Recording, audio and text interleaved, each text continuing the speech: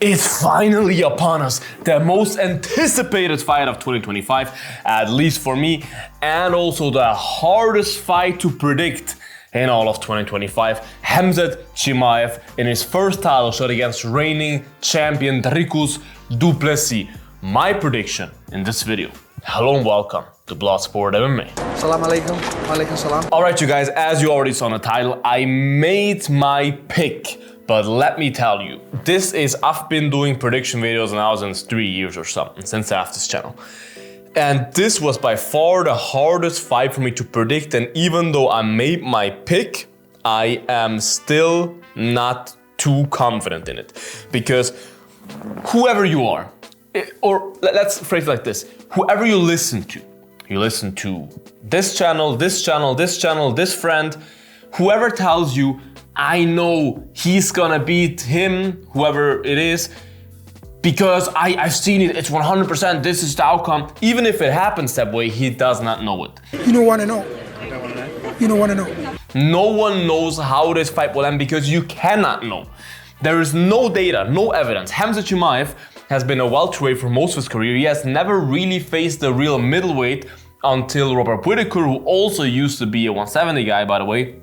That was the only fight he ever had against a real top middleweight in the UFC, right? And that fight was over so quick that you don't really have any data to process there. Plus, he has been fighting so infrequently in the last couple of years, but obviously made at least some kind of progress. It can be progress backwards, but also progress onwards, right? Positive progress that we could not really see. Can you see? Because the last time we saw him before the Whittaker fight was against Kamaru Usman in 2023 of October.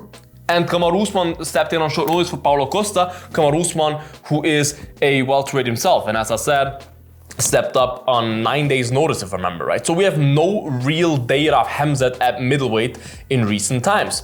And also, he has never faced anything close to Dricus. Dricus is so unusual that it's not even possible that he ever faced someone anywhere close to Dricus, because Dricus is so unusual, right? And he's a beast of a middleweight. Dricus is a huge middleweight that could easily fight at light heavyweight. I think he will fight at light heavyweight at some stage of his career. So we have zero data on this side. Then on the other side, Dricus has never faced anyone close to Khamzat. Dricus has faced phenomenal strikers like Darren Till, well-rounded guys like Robert Whittaker, dynamic strikers like Israel Adesanya. He's faced a lot of different guys, but he's never faced a psychopathic wrestler like Khamzat Chimaev. There is no other guy like him. Same as Dricus, he's so unique. So we have zero data how Dricus will do if a guy like Khamzat with the wrestling prowess and the strength of Khamzat gets a hold of him and takes him to the ground. We know that Dricus does not have the best takedown defense.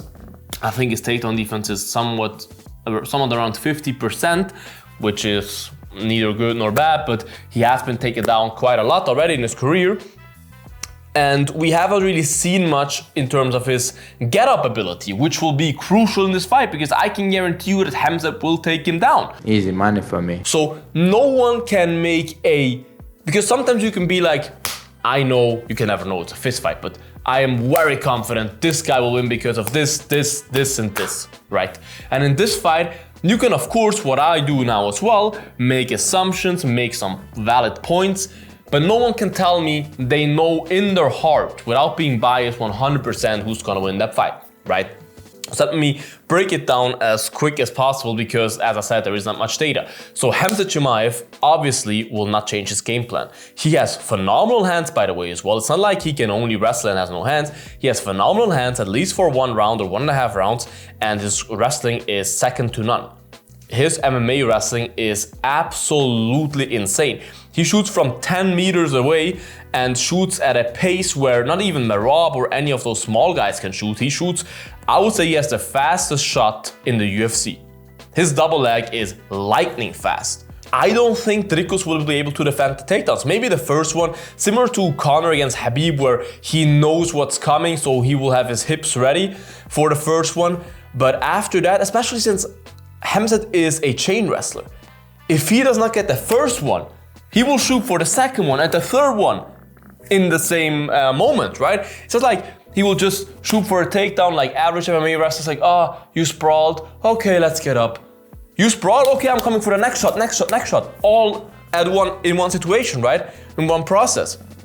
Just chain wrestling is one of the most effective things if executed properly, but it's also one of the most exhausting things, which is obviously a problem and why Khamzat gets tired so often, because his style uses a lot of power and explosiveness, which obviously drains you, right? But I do think he will get him down. And as I said, we don't have much data on Dricus when he's on his back. Against Whittaker, he got up quite easily, but Whittaker also kind of allowed it. Khamzat will, if you look at the fight against Whittaker, he will get a grip on you and he will not let you go. He also does not force the hooks, same as Fluffy Hernandez did this weekend. Fluffy Hernandez is a little bit more extreme, but Khamzat does not force the hooks. If he gets a hook in, perfect, but otherwise he will just, brother, I ride you like horse. You know what I mean? So he can just ride him, no diddy, and get some damage in and tire him out, because at the end of the day, it's more tiring for the guy in the bottom who tries to get up than the guy on top who's just riding you. This will be very interesting, but at the same time, what I also see for Khamzat the positive way is Dricus gets hit a lot. If you look at the fights, Dricus does get hit. Now the thing is that I believe in the last couple of fights, Dricus did not face the biggest power punches. Izzy is not a power puncher. Izzy has phenomenal striking, but he's not really famous for having one-shot knockout power, right? Sean Strickland neither. Like most of the guys he faced recently did not have. He hasn't crazy power. So he took the shots and he stayed in there. Khamzat dropped Gilbert Burns with a jab. Now, of course, it was a welterweight and Gilbert Burns was a lightweight once before, of course. But Burns has a good chin, and he dropped him with a freaking jab. Like, Khamzat has power in his ass. Look at Charlotte Mershard, how he knocked him out with one punch in 9 seconds. Khamzat has a lot of power, and his boxing is very good as long as his cardio holds up. So I do see a problem there for Dricus, because on one side you can say he's so awkward that he probably will hit Khamzat as well and give him problems as well, because it's so hard, if you ever sparred, it's so hard to figure someone out that is awkward. It's not that hard to spar against someone who's technical and very good.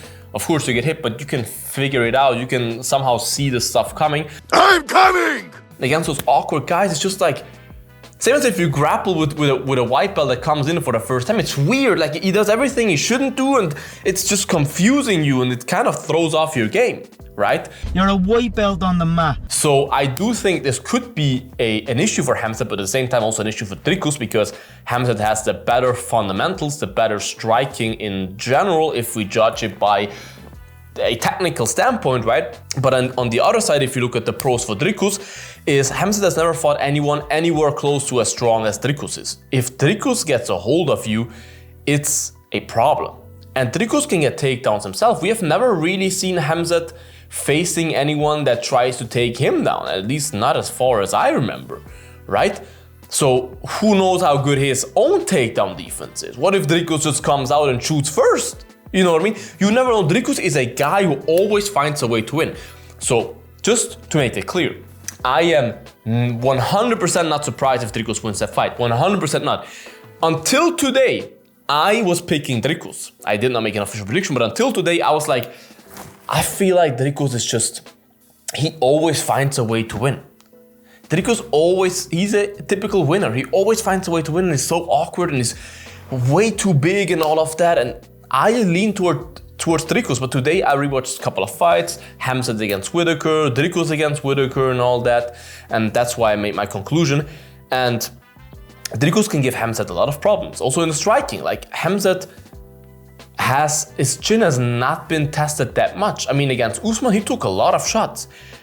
Especially if the fight goes past round 1, round 2, it could be a problem, right? Because once you get tired, those shots hit even more.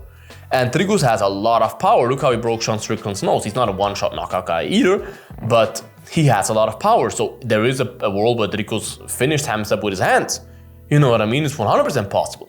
But what is also a factor is Khamzat, he was, I'm not trying to make excuses here, but he had a lot of issues in the past with his health and all of that. And we don't know where he is right now with his health, because from what I hear all the time is he overtrains constantly. Once you overtrain, your body just gets easily attacked by viruses and all of that. It's so easy for your body to get sick and everything if you overtrain. Overtraining is the most stupid thing you can do. And it kind of speaks of low confidence. If you, for example, listen to Michael Bisping's favorite quote of his coach, Jason Perillo, it takes confidence to take a day off, which is true. You need to be confident in your skills to take a day off, to say like, hey, you know what I mean? I'll take the day off, I'll rest, I'll let my body relax a little bit, because that's important too. And if you constantly overtrain and train 3 times a day and all of that, and Rampage in an interview with the Schmo talked about how Khamzat is just training like a maniac, and that's what gets me concerned a little bit. But at the same time, he's with TJ Dillashaw's former coach, who allegedly seems to be a phenomenal strength and conditioning coach. I see the sessions they do. I have a feeling that he might be in great shape in terms of his cardio. So it could be that he's in a better shape than we've ever seen him in. Because you have to see, the last time we saw Khamzat's cardio tested was against Gilbert Burns in 2023. And his camp was completely different back then. He trained in Abu Dhabi, he just moved there and all of that. And he was still a more crazy guy back then, I would say. He even said it himself with Berto Komodo in an interview that he used to go out a lot in the evening until 2 in the morning and all of that, and be out all the time, and that's obviously also not good for your body and for recovery and all of that. And now he's not Khamzat anymore, he's Khamzat. He seems to be so calm. Since he had a kid, something changed, I feel like. He's much more calm, he talks less trash, at least outside of Twitter, and he just seems to be more dialed in and less distracted. That's just at least my interpretation. And that will definitely, or could definitely benefit the cardiovascular side as well, or his fitness as well, right? As long as he does not overtrain, because once you overtrain, same like in the UFC game, your cardio goes back again. It's a negative effect, right? So there's a lot of what ifs in this fight. But I just feel like it is destiny for Khamzat. I don't know. When I thought about it in the car drive here, I was like, Khamzat was supposed to be a champion years ago. In the last video, since I have this channel, I always do those, go watch the videos, those predictions at the beginning of the year, who will be champion at the end of the year. I always picked Khamzat. Back in the day for welterweight, now middleweight. And he just never got a shot against Gilbert Burns. After he fought him, the winner should get a title shot, did not get it. Then he fought Kevin Holland, did not get a title shot afterwards. Like, he kept winning. After he beat Usman, winner of that fight gets a title shot according to Dana White. Khamzat never got the title shot. Now, of course, he was very inactive and the visa issues and whatever, but he never got a title shot. So it feels like it's destiny in the making since a couple of years now that Khamzat will be a champion.